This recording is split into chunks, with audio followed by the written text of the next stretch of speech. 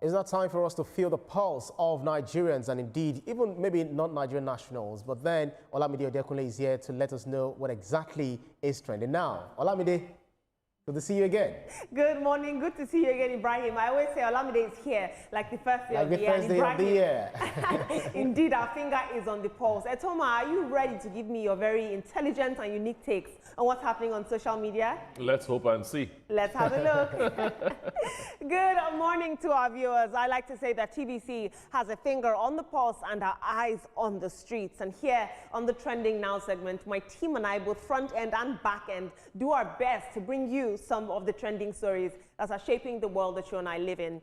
We begin today with some politics, where the Senate has now reversed a controversial amendment that would have barred first-time senators from contesting for presiding offices, including the Senate President and the Deputy Senate President.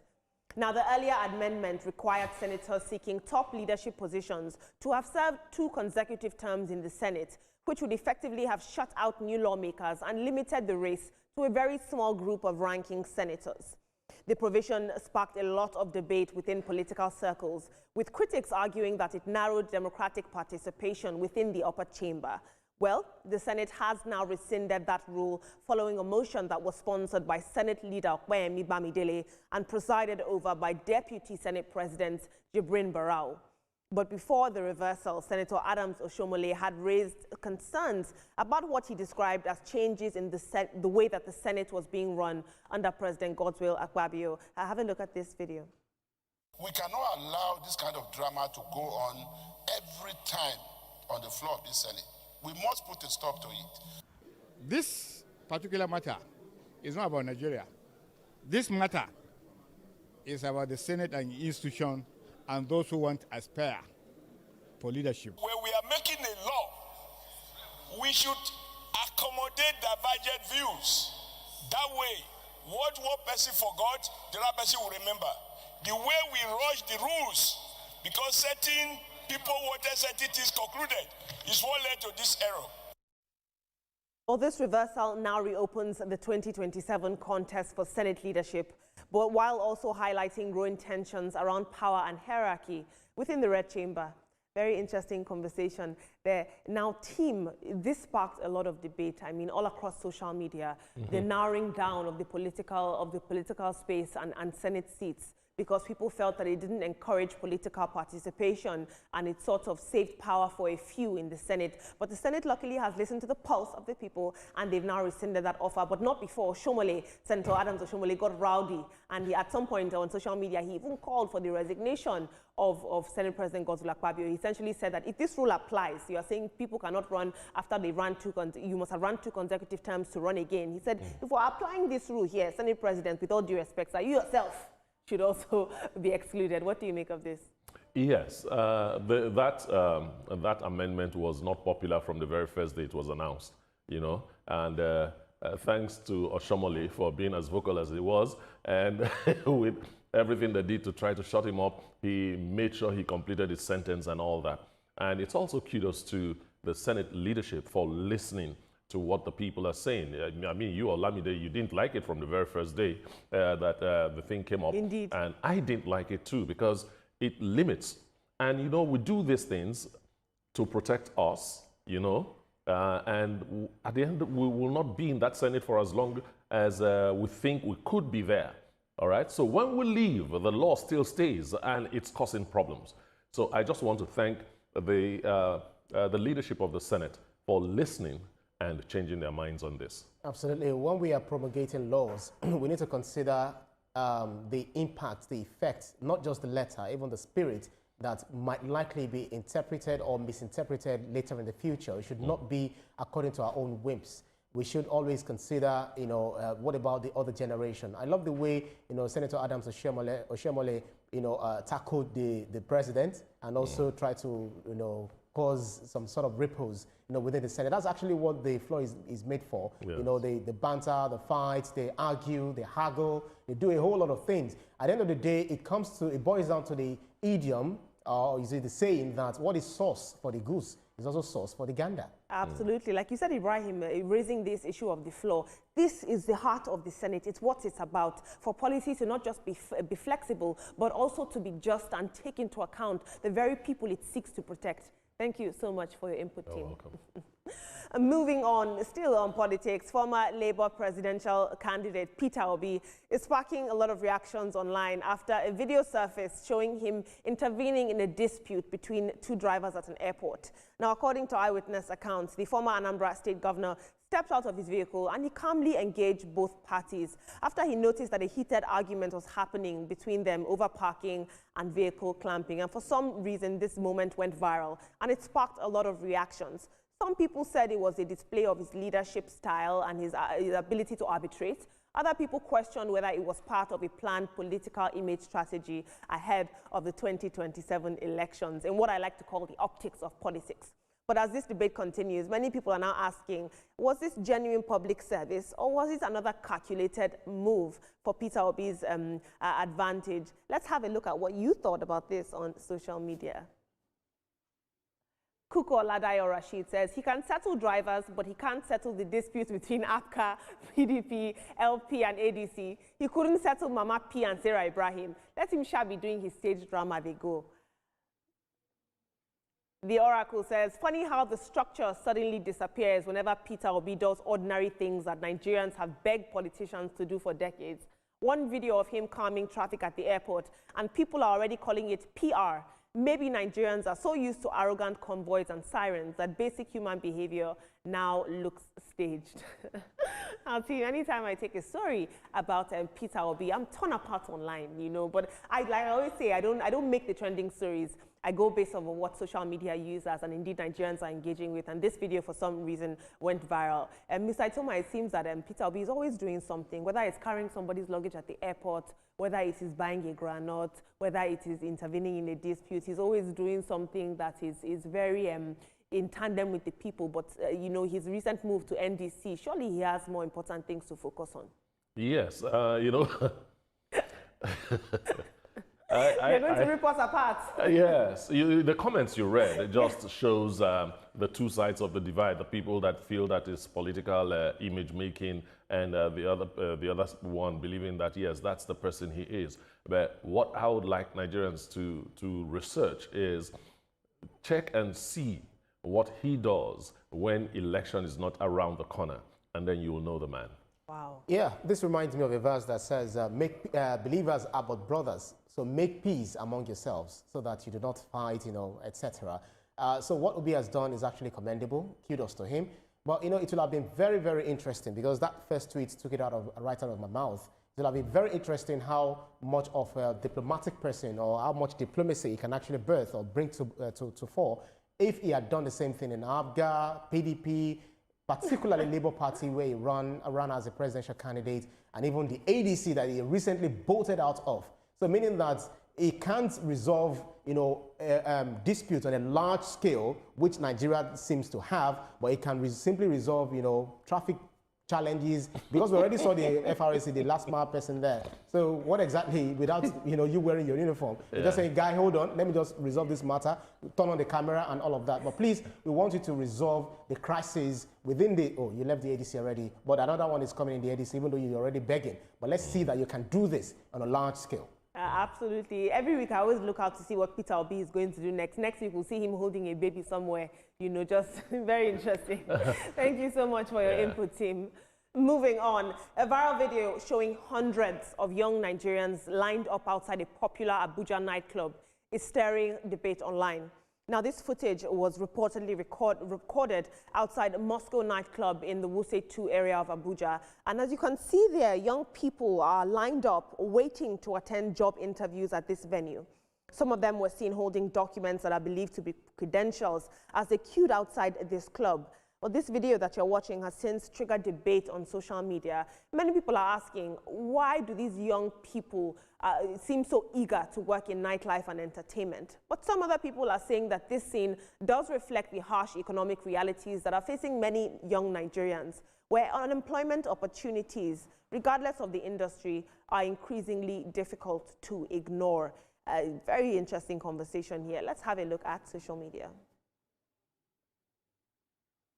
Sylvia Okoye says, please graduate. Let's also try to have other options. When I was in my final year, it dawned on me that education was my only option of making money after graduation. I panicked and I got thinking. I didn't want to graduate and start looking for a job up and down. And so from school, I paid for an online training to get skills to compete with this already competitive world. That is one of the best decisions I made. Please, along with certificates, learn a skill, be it online or a handwork, so you have multiple options.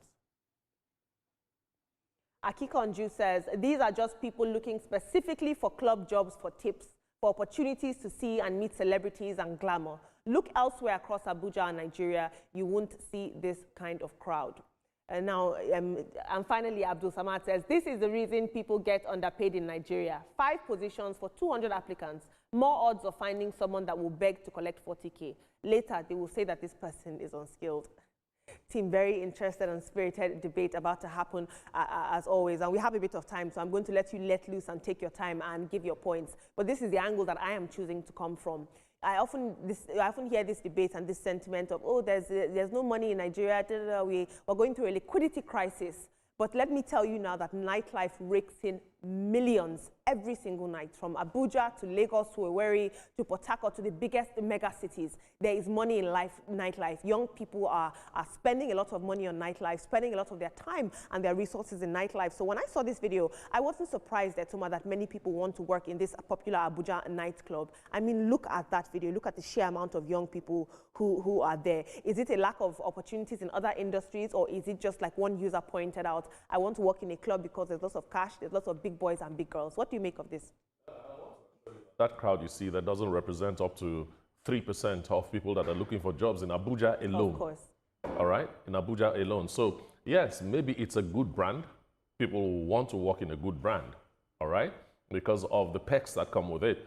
But I don't think it is because it's a nightclub. I don't think it's because it gives, when you get the job, you have the opportunity to meet celebrities and all that. Yeah, those are the perks. You know, the truth about it is that a lot of Nigerian youth are looking for work and they can't find work. So when they hear that an organization is looking to employ some people, they will go there in their numbers.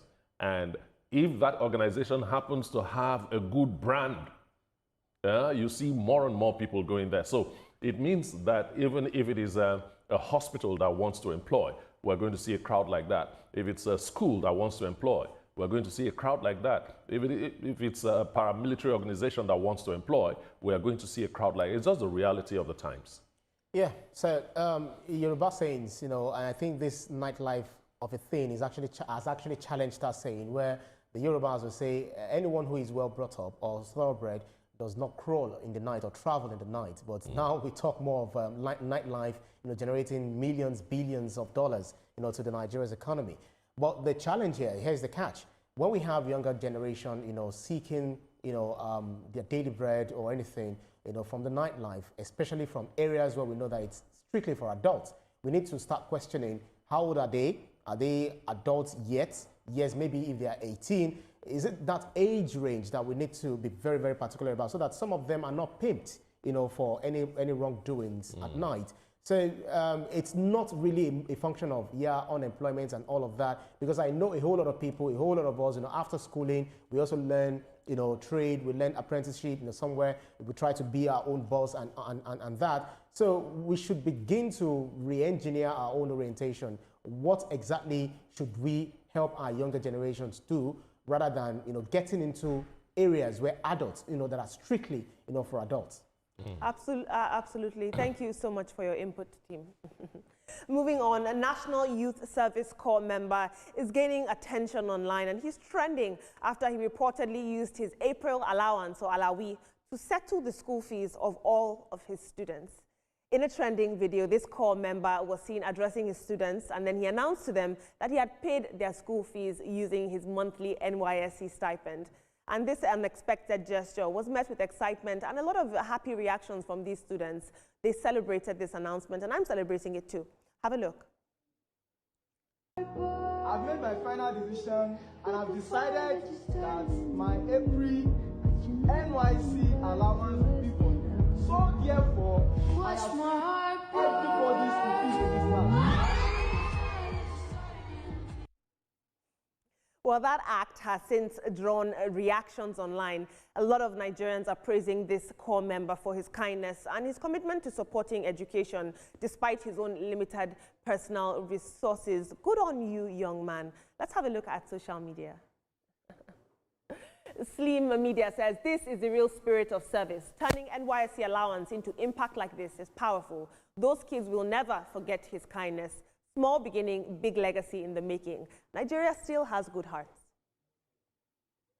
IVT says, this is what true impact looks like. For an NYSC member to sacrifice his April alawi, especially with the way things are in the country right now, just to keep his students in school is beyond commendable. This is more than service. It's a lifetime investment into these kids. And Manjovic says, April allowance to pay school fees for all his students. Are they, do they pay more than 77,000? Or be the people's school fees each is 500 naira? Seems very interesting. I don't know the details and the financial specifics of that school. I can't tell, but it seems like a public school. I could be wrong. But I want to focus on this selfless act. Even if it wasn't for school fees, if it was any other bill, he was not, and he didn't have to do that. He wasn't, it's not his responsibility. So for him to go above and beyond, I mean, the way that NYSC core members look forward to their alawi, they've already planned it for shawarma, for transport, for all the things. And so for this young man to make that sort of sacrifice, I do believe, as one user pointed out, that this is the whole purpose of NYSC, to be integrated into your community, to be a blessing to them, to look outside yourself and into your country. Well, it is said that people don't give because they are rich. They give because they are givers, all right? The young man obviously is a giver. Now, his allowance might be 75,000, and obviously that's a public school. If the 75,000 is not enough, he definitely will make it up because he has made that promise publicly and he has to keep it publicly. I hope he does another selfie arrangement, you know, after he pays the school fees and shows the people that he has done it. It is a very commendable move and the kind of content that draws a lot of attention to you. So the guy has used one stone in killing 5 birds, thereabout. Yeah, whatever intention he did this, you know, that is behind, you know, he's doing, I mean, the action, I feel he will definitely get it. If it's for attention, for public, you know, applause, he will definitely get it. And if it's just for, you know, out of, you know, being selfless, he's definitely going to receive it. But it's a kind gesture. But I'm just averse to, you know, putting everything on camera when you're doing anything kind. You know, you can inform the school authority. But I feel this generation, it's all about, I have to show whatever it is that I do, kind, even evil. I still show it on social media. But kudos to you, young man. We just pray that it's not showmanship. It's something that you will do on a larger scale. Congratulations to the students as well. You know, Ibrahim, I do agree with you, and this is a very important conversation. You know, everything is filmed. Even when people are doing philanthropy or giving, they are filming. On the other hand, like you said, it also does set as a shining example to other people who are watching. Yeah. So let's keep that in mind. Thank you so much for your input, team.